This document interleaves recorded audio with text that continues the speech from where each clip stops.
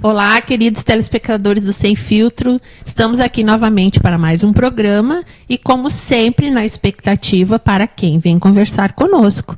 Sempre alguém que torna o nosso momento muito especial, um bate-papo sempre muito agradável e hoje não diferente das outras edições.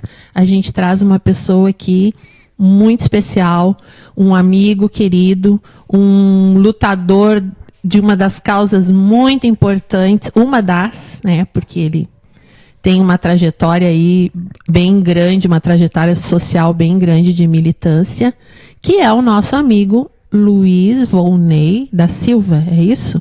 O Zoca, talvez dizendo Luiz Volney, as pessoas não saibam, mas é o Zoca, que nos deu a honra de estar aqui hoje e veio conversar conosco sobre uma data muito importante que todos nós vamos refletir a respeito, né?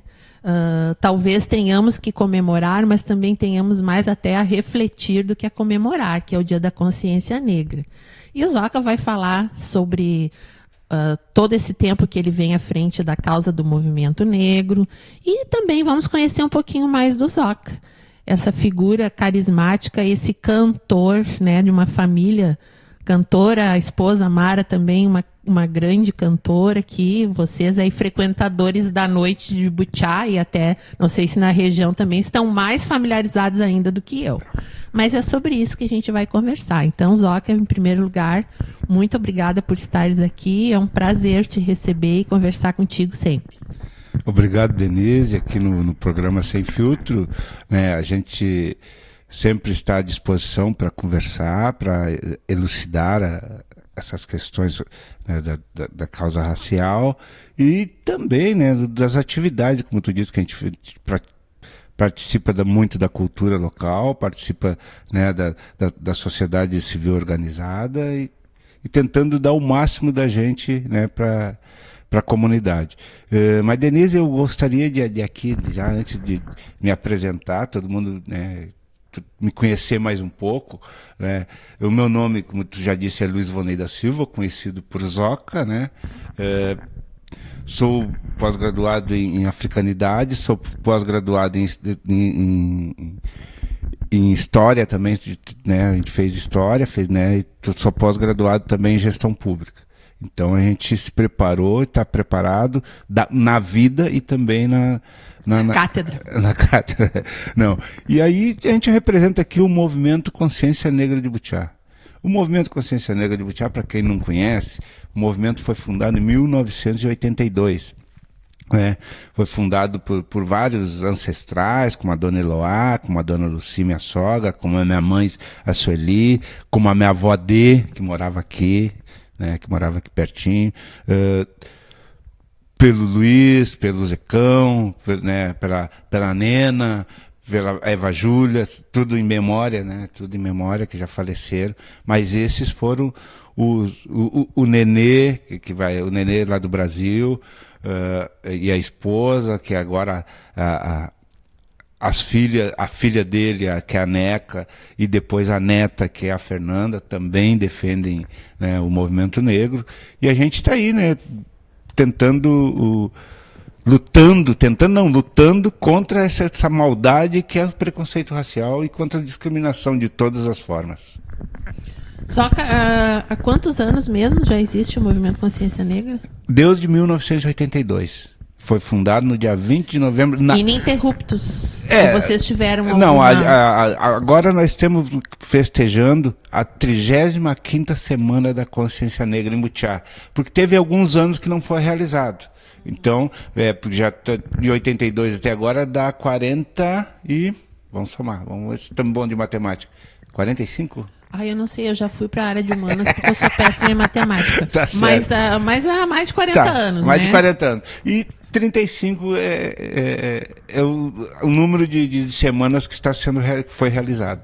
E nessas políticas afirmativas aqui no Butiá, a gente tem a vanguarda, né?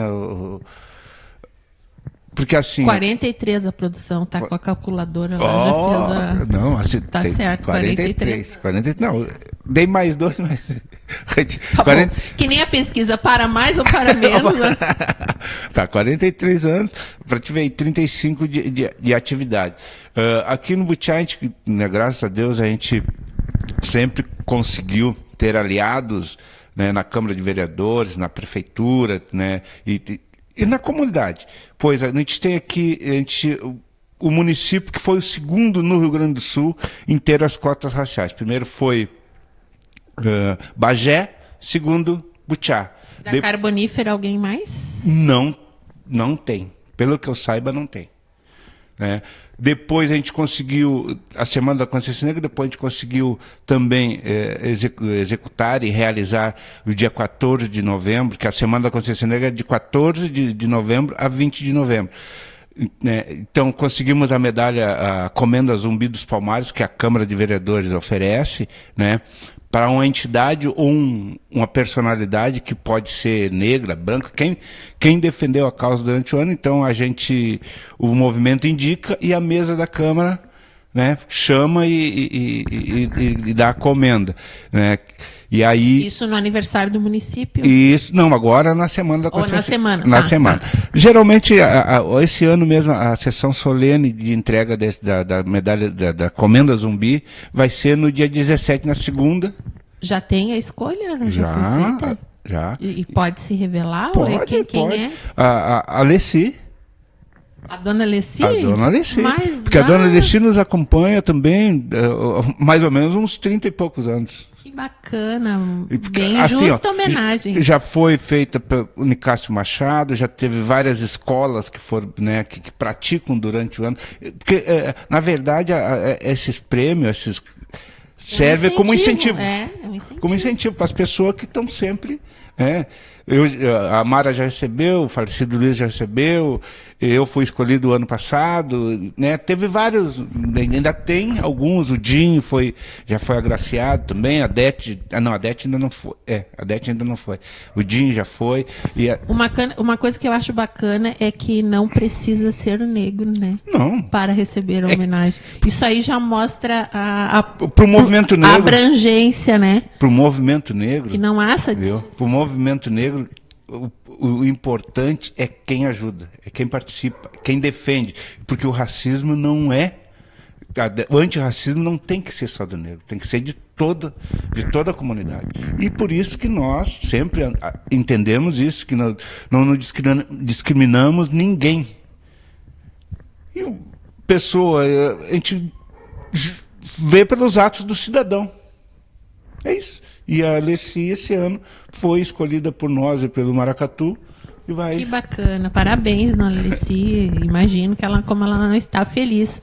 Porque a dona Leci também é como os outros, né? Como todos os outros, mas ela é de arregaçar as mangas e... com certeza. Isso aí, isso é bacana, é reconhecimento, né? E assim, só continuando a dizer o que nós conquistamos já em Butiá, que Butiá está na vanguarda até do Rio Grande do Sul. Nós conseguimos também as cotas raciais, como eu já falei, né? A Semana da Consciência Negra, as cotas raciais nós conseguimos lá em 86. Não, 96, desculpa, já estou variando aqui, estou me adiantando. Também, dia 14 de novembro é o dia de combate à anemia falciforme, que é uma doença predominantemente negra, não é só do negro, mas predominantemente negra, né? A gente também, nós do movimento negro, junto com os vereadores, junto com prefeitos e junto com a comunidade, a gente tem discutido e agora conseguiu, inclusive, aumentar as cotas raciais de 20% para 30%, graças ao vereador David, que apresentou a lei, e a gente está aí comemorando a 35ª edição, né? E o movimento negro está fazendo a sua parte, indo discutir nas escolas, indo discutindo, né? Porque a lei 10.639, onde obriga no currículo escolar as escolas a estudar a história afro-brasileira, né? E agora adicionada com mais uma portaria que obriga a história indígena também no Brasil, né? Então nós estamos colaborando no que é possível e onde a gente se preparou, a gente está tentando preparar os professores. Agora teve um seminário que a gente participou, né, com os professores para fazer o letramento racial. O que é o letramento racial? É tentar preparar os professores para como eles darem aula para os alunos. Porque assim, o que acontece? A gente, às vezes, como tu também é professora, tu sabe, está preparado para uma coisa, mas entra outro tema, tem que, no mínimo, ter um debate para ter uma direção. E é o que nós estamos fazendo com os professores, né, já que é obrigado no currículo. E como é que está sendo esse debate, assim? O que vocês estão percebendo? Está sendo bem aceito? Está tendo... Ou ainda... Porque é muito forte essa questão do racismo, né? A resistência a quebrar certos padrões. Bom, com os professores até a gente não está tendo problema, né, com os professores. Claro que tem manifestação de professores, geralmente, e comigo dando orientação até agora, né, aqui no Butiá, por exemplo, ninguém se manifestou contra. Sim, né? Mas está rolando o debate. Está rolando o debate. E a gente tem que ver o que está acontecendo no Brasil, né, no Rio Grande do Sul, né? E essa questão que... Por exemplo, essas mortes que têm acontecido aqui no Rio Grande do Sul, aconteceu aquela morte no Carrefour, que mataram o negro aquele enganado. Agora, em Santa Catarina, vou citar 2 ou 3 fatos. Agora, em Santa Catarina, o preconceito contra a escolha da Miss Santa Catarina, por ela ser negra. Santa Catarina tem 24% de negros. O Rio Grande do Sul tem 23% de negros. Nós não somos só do carnaval. Que o carnaval, para nós, é de extrema importância, porque é uma questão cultural, uma questão afro, uma questão que veio para o Brasil, e o Brasil melhorou. Claro, no Rio de Janeiro se tornou comércio, mas para nós o carnaval é tradição. E quem conhece o carnaval sabe que nós vamos para a avenida, é com tema enredo, é com samba enredo, né? Se tu prestar atenção, tu vai ver que a música está contando uma história. E é isso. Mas é que muita gente pensa que o cara vai ali para o carnaval para... Não, nós vamos para contar a história e defendendo a nossa história. Né? Então, aí o que acontece? Santa Catarina, uma parte não aceitou, alguns racistas não aceitaram. No futebol, o que está acontecendo?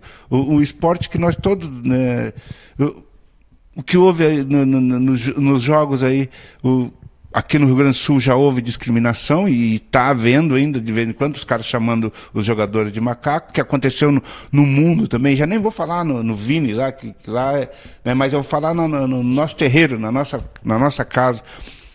Aí o cara agrediu, que eu acho que não tem que agredir, né, mas tinha que ter dado parte. Mas o cara que foi chamado de macaco, que era a vítima, passou a ser o criminoso, porque ele, pro futebol, olha que futebol tão racista, né, que simplesmente deram 10 jogos pro cara que deu o soco no cara, e porque chamou ele de macaco, só 6 jogos. Pô, já começa por aí, né? Já começa por aí. E ontem, infelizmente, até vou ter que citar, esse treinador do Inter ontem, machista. Hoje diz que o futebol é só para meninos, para homens, para mulher. Pô, tem que mandar esse cara embora, não sei o que está fazendo. Eu sou colorado, mas tchau pra ti. Perdeu de ficar com a boca fechada. Fica com a boca fechada, tá ganhando o jogo e deixa empatar, ele que mudou o time. Mas vamos voltar para o nosso tema. Mas isso é muito grave, por isso que eu citei. E nós aqui no Butiá, né, não somos diferentes do centro, de Porto Alegre, de Caxias, de Pelotas, né, do Rio de Janeiro. E a gente tenta fazer esse trabalho. E esse trabalho, esse ano, a gente está fazendo, como eu já disse, a 35ª Semana da Consciência Negra. E queremos, né, e já de antemão, agradeço aqui, Denise, essa oportunidade que tu e o Sérgio estão dando da gente falar sobre esse tema. Né? Eu até já vou responder uma pergunta que talvez tu faça, porque todo mundo faça. Ainda existe o racismo? Não, eu não ia te perguntar, porque eu sei que ainda existe. Não, sei não, mas é que vai elucidar para os telespectadores. É que, na verdade, as pessoas a diferença entre o que sai da boca e o que é praticado ainda é muito grande. Então as pessoas se declaram não ser racistas, mas quando vão agir, agem como racistas, e esse é o problema. Esse é o racismo. Não bate a fala com a prática. O racismo, a gente chama de racismo institucional, né? Assim como o machismo. Aí o que acontece? A instituição maior que é a sociedade está acostumada, desde que os portugueses vieram para cá, a discriminar. E nós, como fomos trazidos à força, né, lá em 1500, depois teve várias leis que nos impediu de algumas coisas, nós achamos e defendemos, né, que todos têm que ser antirracismo. Porque tem que ter as atitudes. E outra coisa que a gente tem, o brasileiro tem aquela mania, briga de marido e mulher, não se mete colher. Não, tem que se meter a colher porque a gente tem que defender. A mesma coisa do racismo. Se alguém discriminar alguém, vamos pegar e dar contra. Mostrar para aquela pessoa, mostrar para aquele que ele está errado. A que tu atribui, Zoca, tão poucos municípios terem adesão dessa questão das cotas? A questão é institucional, como eu estou dizendo. As instituições... Eu te pergunto isso porque quando uma pessoa te diz assim, ó, eu vou botar um pouquinho de fogo no parquinho, mas é porque a gente tem que aproveitar as pessoas que estão nos assistindo, porque isso passa pela cabeça de muitas pessoas. Não é mais segregador ainda tu ter que criar as cotas para que os negros possam ter o acesso? Não é mais... Era outra pergunta que eu ia dizer que ia porque fazer. a gente ouve esse outro lado da moeda e que faz a gente pensar, né? Por quê? Será que... por que o negro teria que ter essa facilidade, digamos assim? Não estão dizendo que ele intelectualmente ele talvez precise disso, senão ele não conseguiria o acesso? Bom, primeiro... Já deve ter saído essa questão. Duas perguntas. Se existe racismo e essa aí que faz. Bom... Vamos primeiro, uma de cada vez. Primeiro, para existir o racismo é uma coisa institucional que vem desde lá de trás, né? E como a gente veio trazido para as Américas como uma raça inferior, como, né, cientificamente tentaram comprovar, depois tentaram branqueamento, dizendo que o negro era burro, que o negro era isso.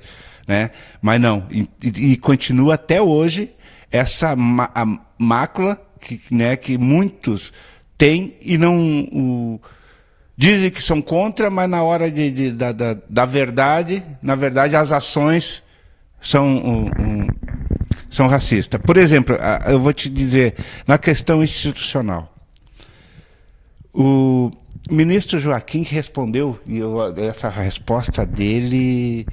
Foi, na época que ele era ministro, ele disse, perguntaram para ele, até eu acho que foi o Bial que perguntou para ele, ministro, você era discriminado quanto ministro? Ele simplesmente olhou e disse assim, toda vez que um negro ter ascensão em um cargo ou em algum espaço que foi calculado, projetado para os brancos, ele vai ser discriminado. Infelizmente é isso. Como se ele estivesse ocupando um espaço que não é de direito dele. Bom, agora sobre as cotas. Por que nós defendemos as cotas? Tu espera um pouquinho sobre as cotas, porque nós vamos ter que fazer um intervalinho e voltamos no segundo bloco já partindo para a questão das cotas, e vocês continuem conosco, porque a partir de agora o bicho vai pegar e vocês escutem bem, porque a gente tem que aproveitar esses momentos assim para também ser porta-voz das questões junto à nossa comunidade. Então a gente já volta, fica conosco.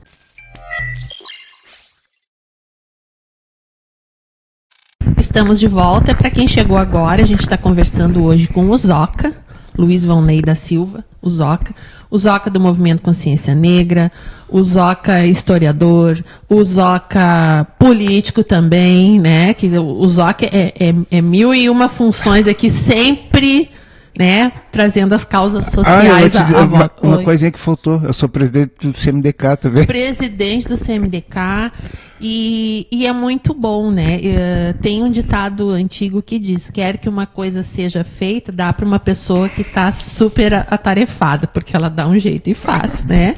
Então, isso é muito bacana. Quantos anos, Oca, tu estás agora, não sendo indiscreta? Eu?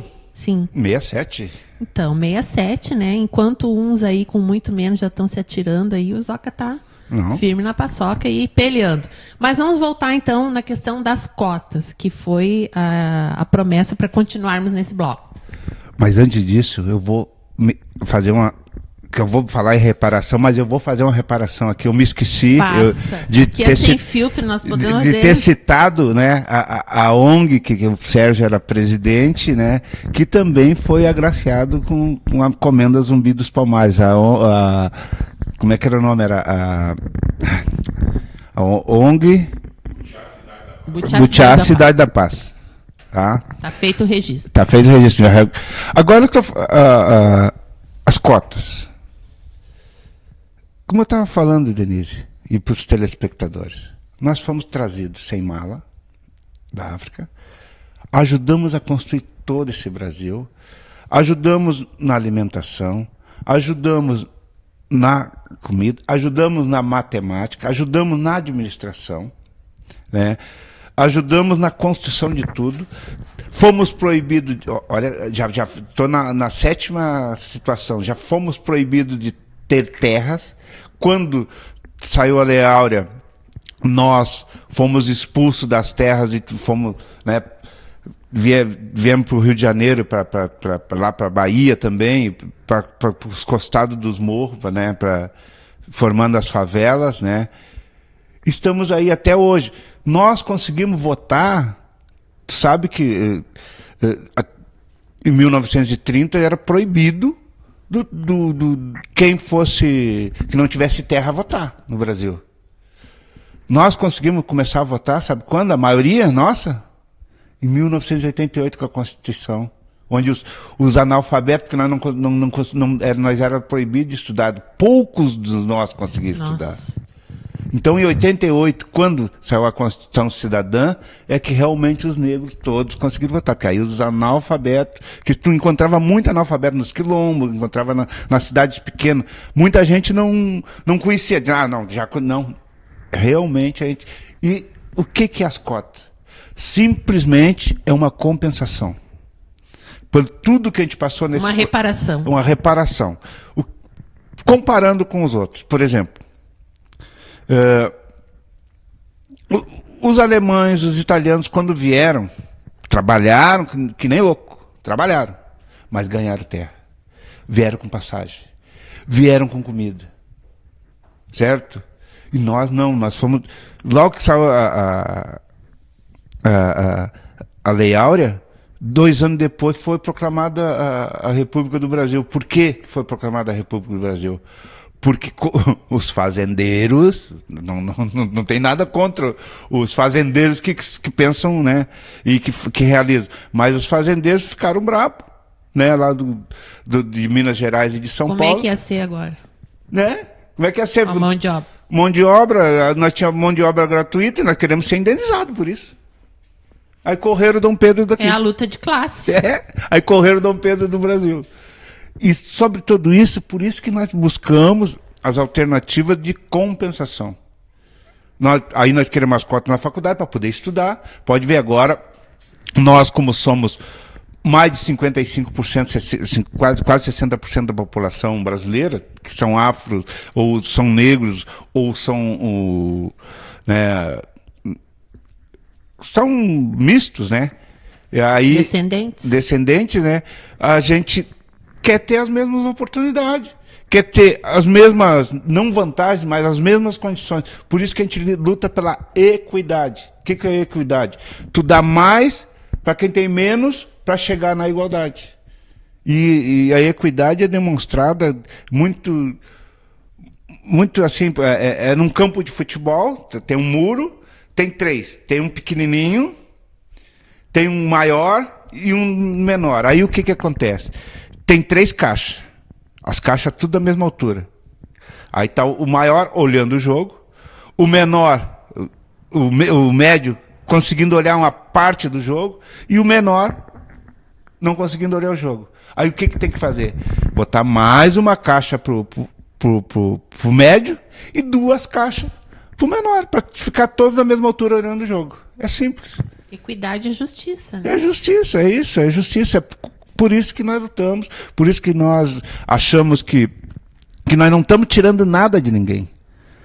Só estamos lutando pelo que é nosso. Nós queremos ocupar o espaço que nós achamos que temos direito, com toda a nossa história. Por isso que nós lutamos, inclusive, porque no Brasil ainda tem isso, que é institucional também. Nós estudamos a história toda dos europeus.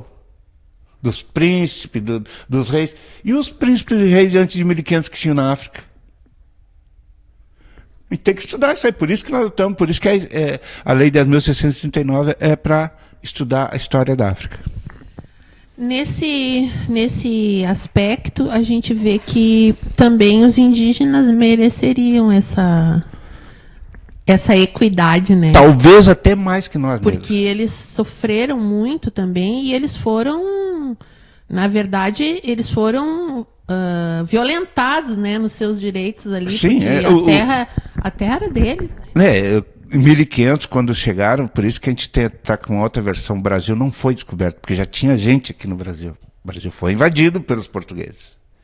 Essa é uma versão que a gente tem, que o Brasil foi invadido pelos portugueses. Os índios já estavam aqui, o litoral era todo ocupado pelos índios, né? E aí os índios foi vilipendiado a sua história, a sua cultura. Foram aculturados, né? A religião. E os caras que defendem realmente esses índios, que ainda existe um pouco no Brasil, porque, né, não tem nem 10% do que tinha, né, ainda são os que defendem realmente o meio ambiente, os que lidam com o meio ambiente, e que defendem o meio ambiente. Só que assim, né, eles merecem, eu acho que, como eu disse, até talvez mais que nós, negros. Porque eles são o povo originário, que a gente chama, que é o povo que já estava aqui. Pois é, e aí a gente vê que os índios já têm órgãos institucionais específicos, né? Por que não se deu uma... Por que a FUNAI não fez uma frente nessa questão, né? Eu acho que assim... tem alguns órgãos, mas eu acho que ainda é muito fraco. Eu que estive lá pelo norte do estado, então tive várias reservas indígenas lá, e a gente vê a pobreza que existe, entendeu?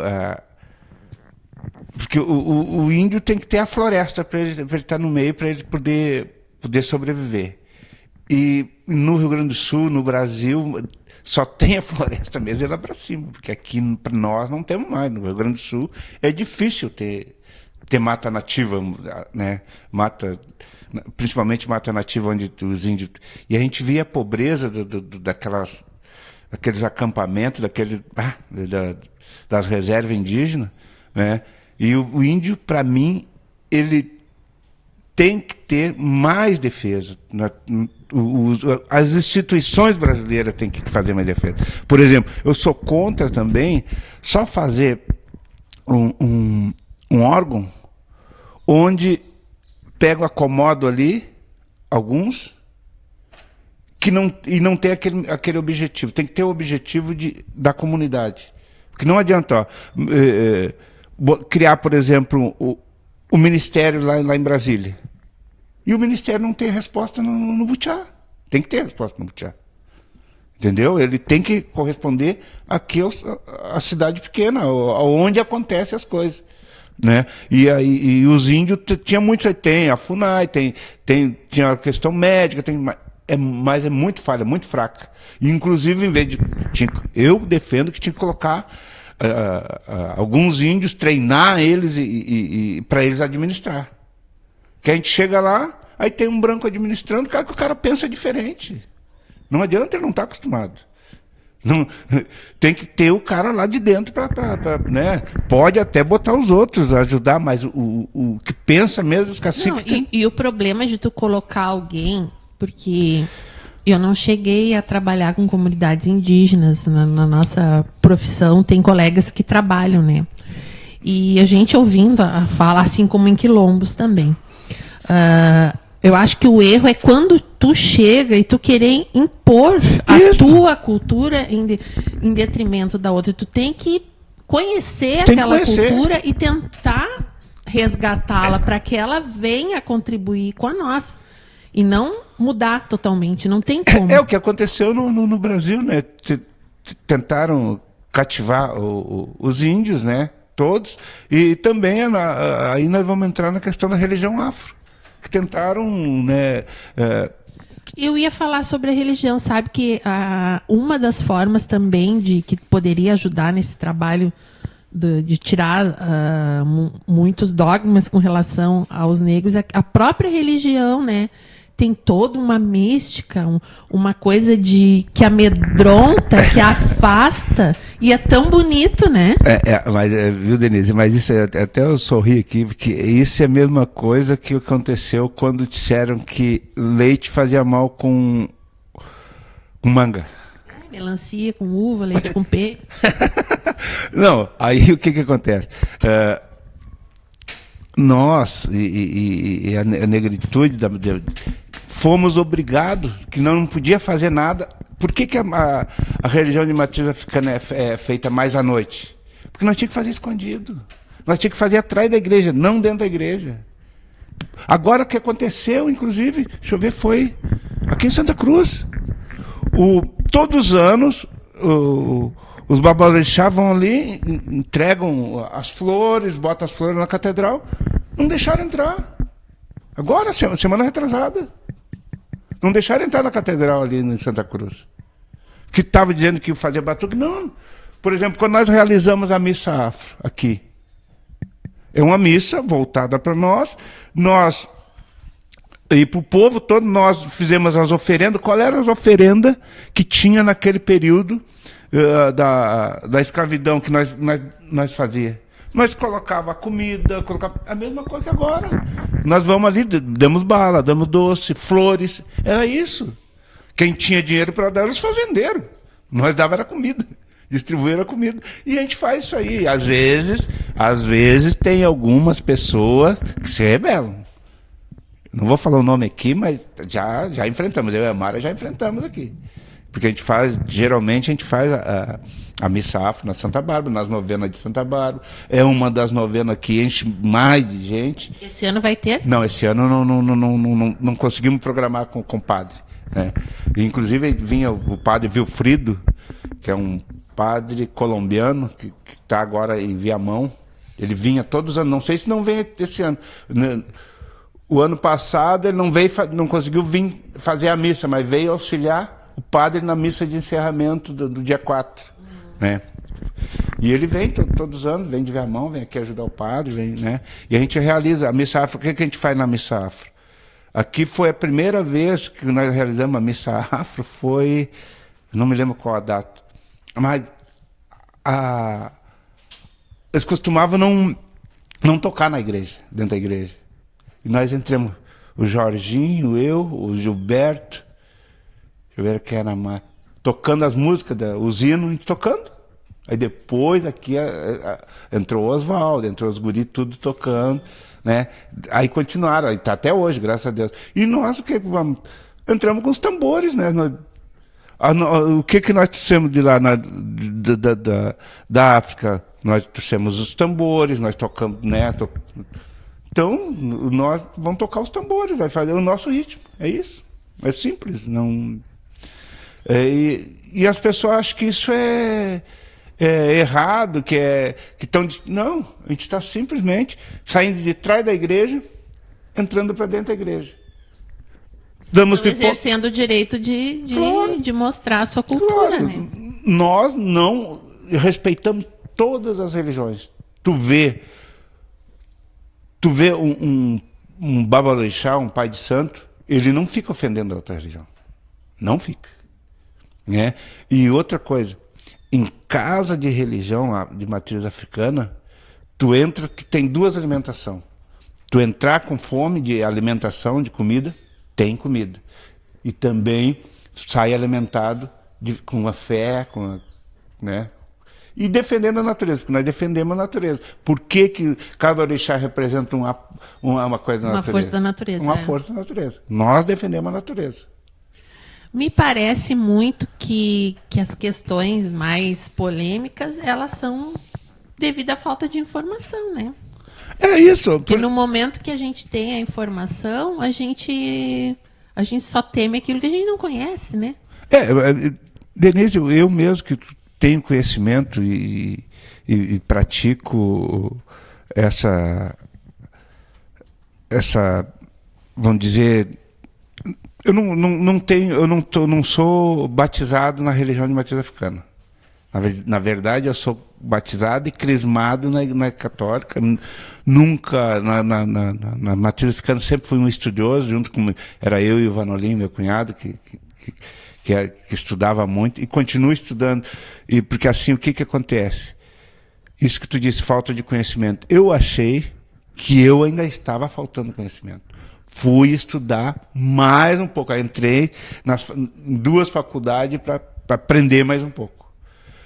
E tinha uma coisa, porque há 10 anos atrás, nós não tinha nenhum documento.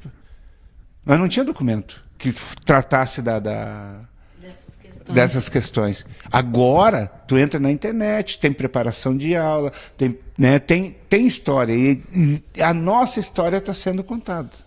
Né? Falta espaço ainda, falta professores qualificados, com condições, não vou dizer qualificado são como são professores, mas nesta área... Ou que se identifique, que abrace a causa, né? Porque a gente sabe que tem que ter uma paixão, um doar-se a mais, uma busca, né? Ah, sim. Isso aí é da pessoa também, que todos podem, qualquer um pode fazer isso, chegar nesse patamar, desde que se dedique, estude, né? Claro, e não tenha medo de bater de frente em algumas situações. Tem situações que vai bater de frente com muita gente, né? Às vezes as pessoas, como eu disse, que é uma questão de costume, uma questão institucional, uma questão, né, corriqueira, que as pessoas fazem e a gente tem que rebater aquilo que eu falei no início, tem que rebater, e todos que são antirracistas têm que rebater. Por quê? Para alertar, inclusive, essa pessoa que ela está errando. Né? E tem muito também de como a gente é trabalhado em família também nessas questões, né? Porque eu vou falar que não me autoelogiando, falando de coração. Eu vejo a questão assim dos negros. Tem a maioria deles, uma dentadura maravilhosa, né? Eles custam muito, coisa que os europeus ficam enrugados, as pessoas, os negros, eles não demonstram a idade. Eu vejo isso. São hábeis nas artes, na dança, no samba, não tem. Então tem muitas coisas boas, muitas...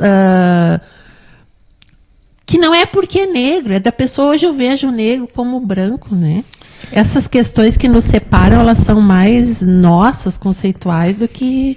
Porque a gente é ser humano, né? A gente não pode ter isso. Eu ainda peguei o clube, tinha lá, né, em Minas do Leão, o clube, o baile dos... Clube dos brancos, clube dos negros. Mas aqui no Butiá também tinha. Imagina, né? Como aqui é que pode tinha, isso? Aqui tinha o ouro e tinha o clube, né? Eu sempre conto uma história que eu estudava no Polivalente na época, que agora é o Marechal Rondon. Eu tinha 14 anos quando inauguraram o Butiá Tênis Clube. Aí os guri convidaram o Jorginho para ser o ensaiador, e o Jorginho nos convidou. E o falecido Tony, irmão do Vitor, o Tony Tomé, sim, irmão né, que a Maria Helena era a diretora e a Neuza era a vice-diretora. O falecido Tony me convidou, que nós jogava bola ali na pracinha junto, ele, o Zequinha, aqueles guris jogavam. O Tony me convidou, vamos lá pro tênis clube fazer. Tá, tudo bem. Aí tinha lá o Tony, o Sirique, o Ronei, tinha mais o João, tudo lá no Mini 12. Aí nós toquemos, entramos tocando o Carinhoso, Meu Coração e tal. Essa foi a primeira música que foi tocada na inauguração do Butiá Tênis Clube, que foi no Carnaval. Aí nós entramos. E foram vocês que cantaram? Claro, nós entramos cantando, né? A música. Claro, o Mini 12 também cantava, né? Porque tinha os 12 e o Alvirrubra aqui no clube. E o Mini 12... Essa aí é a história do Carnaval. Zoca, para aí, continua contando para nós no próximo bloco, a gente vai ter que dar um intervalo. Volta aí, Butiá Tênis Clube, com a participação do Zoca e a sua turma lá. Já voltamos. Estamos de volta, nosso último bloco, e esse bloco vai ter que render, porque a gente, no fim, não conversamos sobre muitas coisas. Zoca, já quero te dizer que está convidado para, num outro momento, vir aqui para continuarmos a prosa, que está muito boa. Voltando lá no Tênis Clube Carinhoso, foi a primeira música que vocês que nós cantamos, interpretamos lá na inauguração. Aí, terminou a apresentação de inauguração, aí... A turma, você tem que ir para a Copa. Eu digo, mas por quê? Não, aqui ainda... Aí o que acontece? Eu, particularmente, saí pela porta do lado, né? E não voltei mais. Nunca mais toquei, né? Para um clube... Para um bloco branco, né? Só toquei para as escolas de samba. Isso é uma história. Né? Aí o que acontece? Por quê? Todos os guris nós estudávamos juntos, lá no Paulo Valente. Nós jogava bola, passava o dia todo junto, a semana toda junto. Aí numa hora que estava simplesmente porque estava, talvez, sei lá, a família ali, eu não podia estar junto. Digo, então tô fora.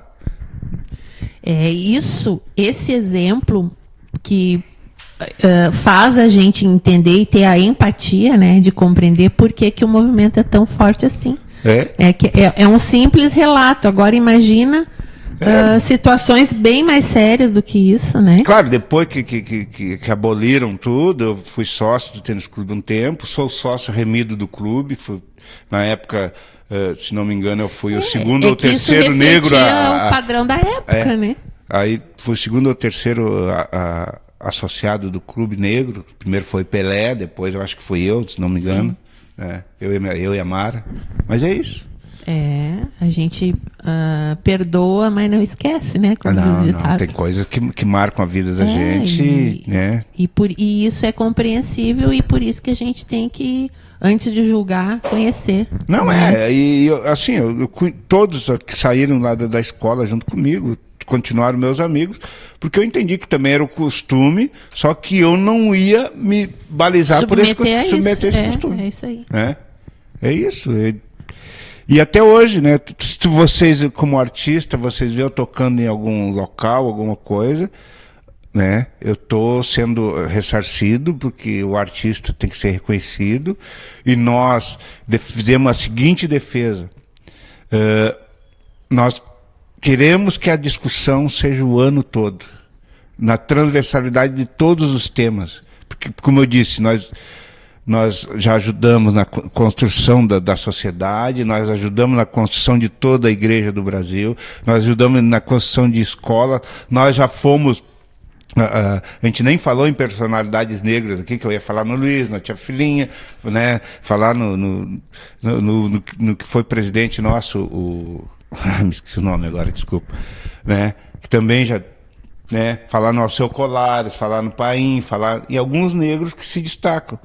E nós queremos estar, né, num patamar de igualdade, né, com a equidade agora, para chegar num patamar de igualdade. Eu não quero que os meus netos, meus filhos já estão, né, de maior, já estão, meu filho mais velho já está com 45.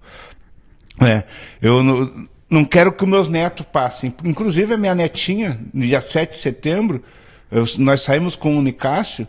Por que eu saí com o Nicásio? Tava os lanceiros negros, mas eu estava como um griot contando a história.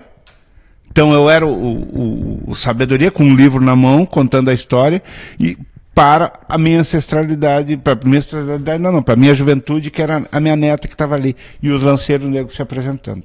Essa foi o enredo que a gente fez lá na apresentação de 7 de setembro. Por isso que viram eu ali. Muita gente vira eu todo de branco, caracterizado e tal. É isso. Para deixar uma mensagem para...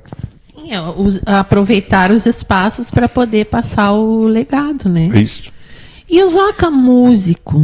Zoca agora falou, né, onde ele se apresenta. Desde quando a música faz parte da tua vida? Desde sempre? Desde sempre. Os meus irmãos foram todos músicos. Muita gente não sabe qual é a minha família, porque viram eu sempre noutra região do centro. Eu me criei na antiga favela. O meu irmão, o mais velho, era o Cuca, que tocava bateria. Tocava ele, o Natoli, o Negrinho do trombone, que está aí, o Dinho.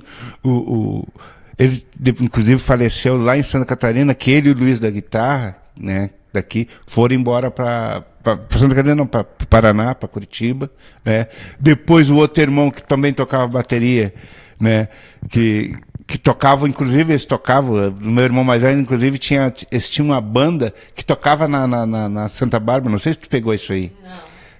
Eles tocavam na Santa Bárbara, tinha um palanque, eles tocavam na Santa Bárbara. Pô, aquilo era tradicional. O falecido Bubi, vinham os alemães aqui de Dom Feliciano, de coisa, que tocavam trombone, Então, que bacana. Né, isso com o meu mais velho. Depois tinha o meu irmão, o Lolo, que tocava violão, aí não tocou em conjunto nenhum, mas eu tinha o meu outro irmão, que pouca gente sabe que o Dudei era meu irmão, é meu irmão. Falecido Dudei, do churrasquinho, né? Ai, não sabia. Era baterista. Me dou demais com as meninas, as minhas sobrinhas. Queridas. E a Paulnete, que é a Nenete, que trabalha ali, é a minha outra irmã. Agora vivo só tem eu e ela. Eu e a Nenete. A Leta também, a Nenete, a Leta, que eu chamo, canta muito bem. Não claro, sabia dessa... mas é que ela nunca fez. Assim, mas viveu de música o meu irmão, o mais velho. O Dudei também viveu uma parte de música, né? E a gente toca... também, né? Pagode da Cor, né? Pagode da Cor. Inclusive, se tu permitir, nós vamos fazer agora dia 19, nós vamos tocar, como é o Pagode Santo que a gente está chamando, a Irane e o Daniel, a turma toda, convidaram nós para tocar, para fazer um pagode, o Pagode Santo que a gente está chamando, que é um pagode para vender a tómbola de Santa Bárbara. Olha só. Então a gente vai colaborar e ajudar, porque a gente sempre participou. Bacana. E claro, e tem as coisas da Semana da Consciência Negra que está acontecendo, mas deixa assim que depois a gente revela mais. Né? Ah, sim, isso também, a programação ainda está sendo fechada. Dia 14 agora nós vamos estar com o Dr. Marcelo dando palestra, o Ministério Público, quanto o papel do Ministério Público contra a desigualdade racial. Uhum. Né? Então ele vai... E essa palestra vai ser na Câmara de Vereadores. Aí depois, isso na sexta-feira agora, depois na segunda tem a sessão solene, onde vão entregar... Para Leci. Depois, no dia 18, tem os meninos lá de Encruzilhada, Sérgio, que vão vir de novo aí, Sérgio. Viu? Nós estamos trazendo eles de novo. Né, para dia 18, vão passar o dia aqui ali no Raguse, no ginásio, né? E depois no dia, isso eu falei dia 18, né? Dia 19 não tem, e aí dia 20 nós fizemos um encerramento no clube, aí o Pagode da Cor no clube, né? Que vai ser a entrega também de algumas lembranças e reconhecimento para mais 3 mulheres e 3 homens. Aí depois eu posso te informar os nomes deles, que eu não peguei todos os nomes, né? Bacana, e vamos aproveitar, vamos prestigiar, né? E a ideia é que a gente possa, a partir desse momento, né, ser mais um defensor da causa do movimento Consciência Negra, que está aí, já tem uma história, né? E o melhor... que as pessoas venham a entender e quem quiser participar, porque daqui a pouco as pessoas, se não houver essa oxigenação, essa renovação, porque o tempo vai chegando, né? As pessoas vão passando e os movimentos precisam ter continuidade. Por exemplo, os fundadores mesmo, né? E inclusive, Denise propôs uma coisa, nós encerrar agora, cantando não uma conta música. ainda que é Não- surpresa. Tá. Mas não, é que assim, ó, nós tínhamos um que encerrava todos os atos, puxava essa música. É? Essa que É. vamos conhecer agora? Essa era o falecido Luiz Carlos de Souza. Ah, e por que tu acha que eu me lembrei dessa música hoje? O Luiz, eu conhecia, não o conhecia muito, mas a gente era parceiro quando ele, na Bart, a gente se encontrava sempre, né? E eu sempre achei o Luiz uma pessoa muito querida, muito positiva, e ele gostava muito dessa música. E quando nós vamos fazer uma apresentação para vocês aqui. O Zoca, que é o cantor, e eu, que sou a metida, a cantora. Porque na minha cabeça eu queria homenagear o Luiz. E agora tu fala isso, então para mim fechou todas. Porque é a pessoa que eu me lembro sempre. O Luiz e a professora Terezinha A professora Mello. Terezinha. Que são duas pessoas que Aí- sempre falam nessa música. Aí o Luiz né? puxava, quando nós terminava qualquer ato, ele puxava. Eu lembro, eu tive Inclusive, ele pediu, ele tinha sempre solicitado, quando ele falecesse, se falecesse, que infelizmente aconteceu, era para mim entrar cantando. Eu fui, Eu lembro. e entrei no cemitério cantando. Eu essa lembro, música. eu estava lá. Que bacana. Então, Luiz, essa é uma homenagem a ti e a todos vocês que estão nos assistindo, com essa voz poderosa do Zoca. Nós vamos cantar a música que é da dona Ivone Lara, né? É ela a autora Isso, dessa ela é música. autora. E, rapidinho, então, para não encerrarmos esse bloco sem uma surpresa para vocês. E a minha pretensão, né? Mas como aqui é sem filtro, pode tudo, né, Zoca? Vamos lá, então. Vamos nessa. Puxa que eu te acompanho. Não, como eu já disse, essa música a gente sempre, quando a gente encerrava qualquer ato nosso, o falecido Luiz, né, Luiz Carlos de Souza, puxava sempre o Sorriso Negro, né? E a gente, a outra música que a gente puxava também, né, era no meio, o povo negro vai formar uma roda diferente, onde gira a alegria e a fé da nossa gente, que era uma questão que a gente fazia, inclusive, para dizer que a gente estava com fé tanto na igreja, que o Luiz era católico, como na questão de matriz africana. E essa aqui a gente... Então vamos lá, então. Vamos lá. Então, um sorriso negro, um abraço negro, traz felicidade. Nego sem emprego, fica sem sossego. Nego é a raiz da liberdade. Um sorriso negro, um sorriso negro, um abraço abraço negro. negro. Traz felicidade. Nego sem emprego, fica sem sossego. Nego é a raiz da liberdade. Negro é uma cor de respeito, negro é inspiração, negro é silêncio, é luto, negro é a solidão. O negro que já foi escravo, o negro é a voz da verdade, o negro é o destino e o amor, o negro também é a saudade. Um sorriso negro, um sorriso negro, um abraço negro. Traz felicidade, nego sem emprego, fica sem sossego. Negro é a raiz da liberdade. Um abraço para todos os negros. Coisa linda, coisa linda. E a gente está aí à disposição. Obrigado.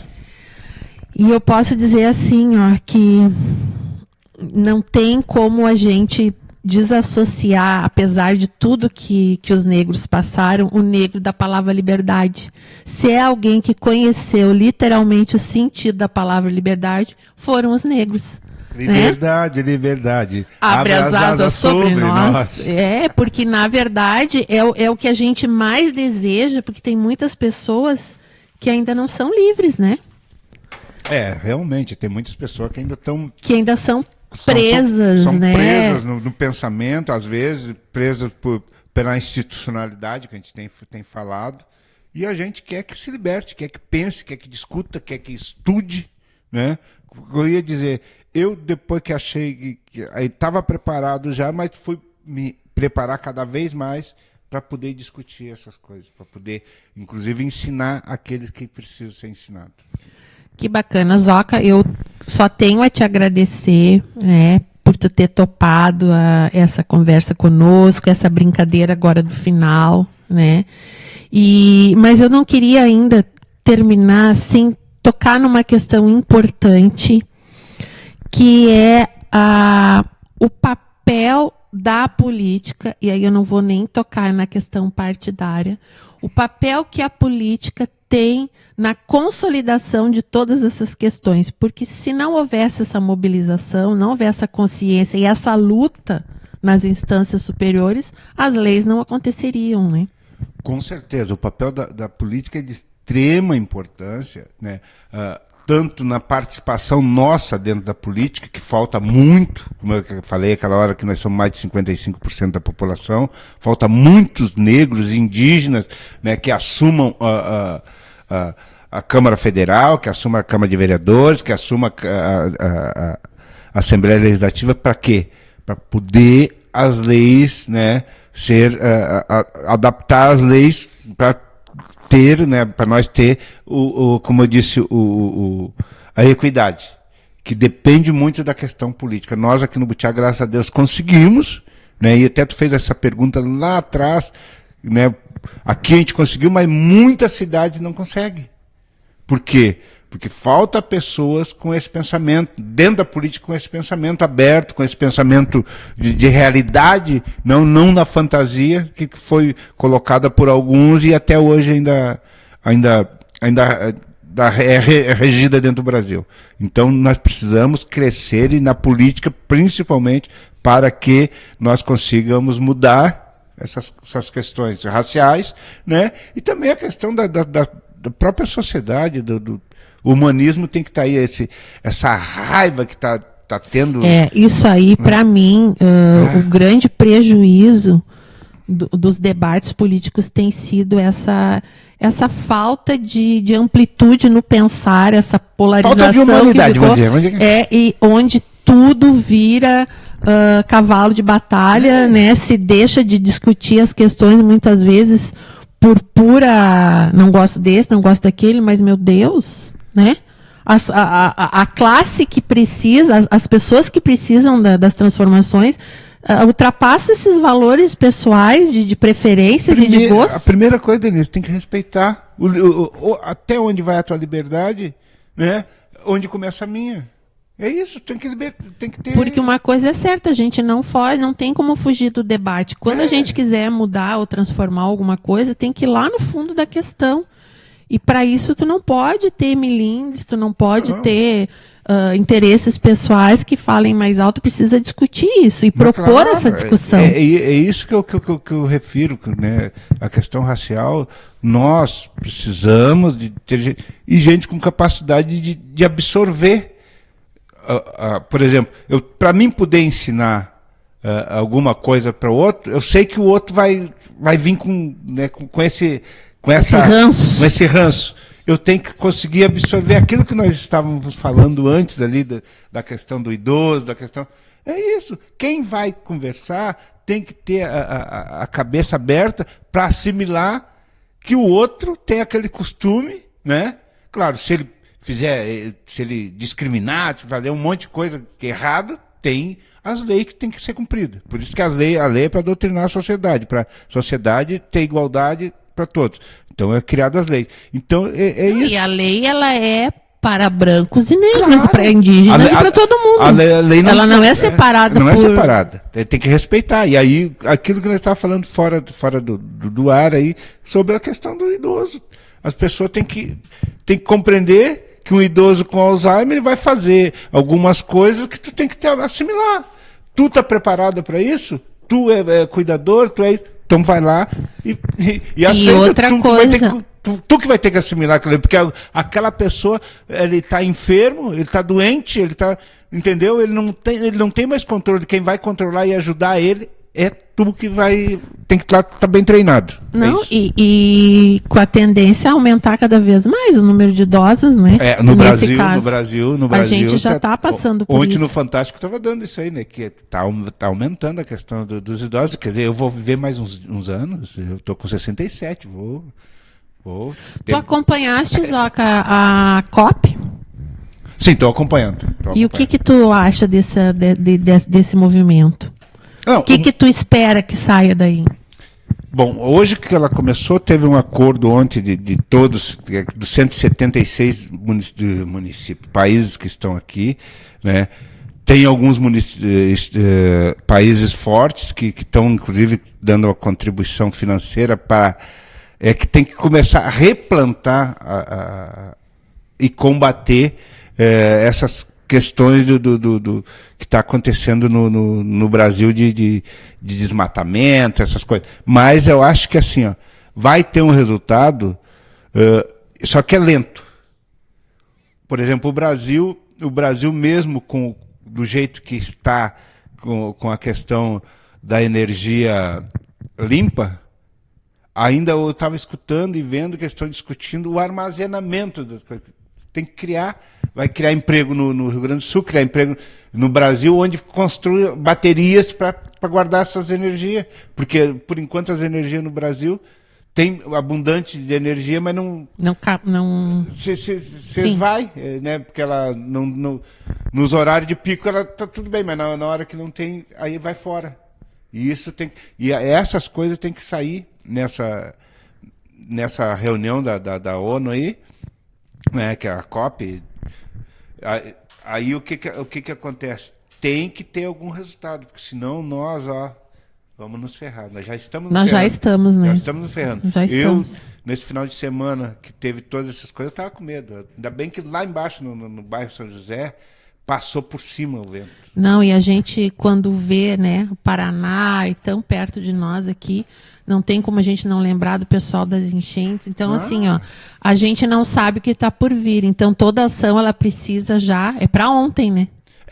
Uma das coisas que eu gostaria que tivesse, infelizmente, não está aqui, a China está aqui, a Rússia está, os Estados Unidos não está. Nessa hora não tem que ter lado. O lado aqui tem que ser a defesa do meio ambiente. Não importa. Mas vamos apostar, né? Estamos torcendo para que isso aconteça. Então, querido, obrigado. Não, a mesma coisa, eu vou dizer, em Imbé hoje, estava vendo no jornal, as areias estão invadindo. Mas quem é que mandou construir na beira da praia? Tem toda essa questão, né? Se a gente pudesse ter o controle também sobre essas ocupações, né, que fazem, e depois quem paga o pato, sempre quem arrebenta, a gente sabe onde, né, infelizmente. Zoca, fica aqui o nosso convite, volta sempre. Um abraço na Mara, tua família, sucesso no Pagode da Cor, sucesso no Movimento Consciência Negra, e que a gente consiga hoje, né, ter tocado nessa questão e entusiasmar mais pessoas a estudarem um pouco mais sobre isso, para ajudarem de alguma forma nas suas casas, no seu meio social, na sua família, a conversar sobre isso, tirar alguns dogmas que existem ainda sobre essa questão, para não reproduzir, às vezes, coisas que, ao invés de ajudar, atrapalha, né? Eu também agradeço, o Movimento Consciência Negra agradece a oportunidade, Denise, para o Sérgio, né? E a gente está à disposição para aprender um pouco também, a gente não sabe tudo, né? E está sempre pesquisando, aprendendo e tentando, né, mostrar para a população e para aqueles que não entendem, né, o lado certo da moeda, né, que é combater o racismo, ser antirracista. Então, muito obrigado. E Axé. Axé para nós todos. Axé para nós todos. Até o próximo Sem Filtro.